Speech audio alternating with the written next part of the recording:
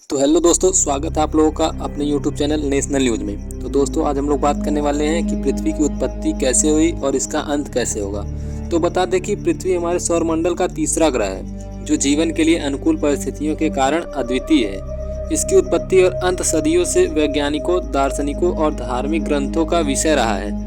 पृथ्वी की उत्पत्ति को वैज्ञानिक दृष्टिकोण से समझने के लिए हमें खगोल विज्ञान, भूविज्ञान और भौतिकी के सिद्धांतों का सहारा लेना पड़ता है। इसी प्रकार इसके अंत के संभावित परिदृश्यों को समझने के लिए हमें खगोलीय घटनाओं, जलवायु परिवर्तन और मानवीय गतिविधियों के प्रभावों का अध्ययन करना आवश्यक है।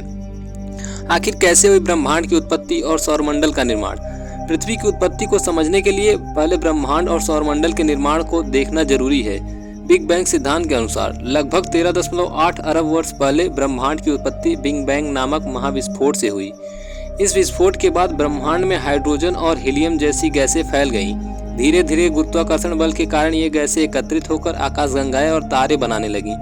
सौरमंडल का निर्माण लगभग 4.6 अरब वर्ष पहले एक विशाल आणविक बादल में गुरुत्वाकर्षण पतन हुआ, जिससे हमारे सौरमंडल का निर्माण हुआ। यह गैस और धूल का एक विशाल घूर्णनशील बादल था, जिसे सौर नेबुला कहा जाता है। आखिर कैसे पृथ्वी का निर्माण हुआ? पृथ्वी का निर्माण लगभग 4.5 अरब वर्ष पहले हुआ। धूल और चट्टानों के कण आपस में टकराकर एक ठोस पिंड बनाने लगे, जिसे ग्रही भ्रूण कहा जाता है।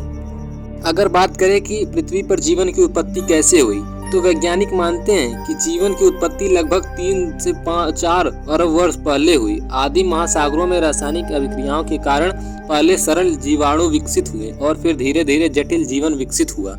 अगर बात करें कि पृथ्वी का अंत कैसे होगा, तो बता दें कि सूर्य लगभग 5 अरब वर्षों तक और जलता रहेगा, लेकिन अंततः यह लाल दानों में बदल जाएगा और संभवतः पृथ्वी को निगल लेगा।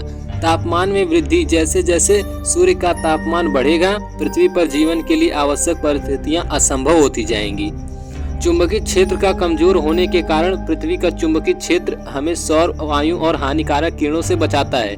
यदि यह कमजोर हो जाता है तो पृथ्वी की सतह पर जीवन समाप्त हो जाएगा। बाहरी आघातों से भी पृथ्वी का अंत हो सकता है, जैसे कि ग्रहों और धूमकेतु की टक्कर से। यदि कोई बड़ा क्षुद्र ग्रह पृथ्वी से टकराता है तो यह विनाशकारी साबित हो सकता है।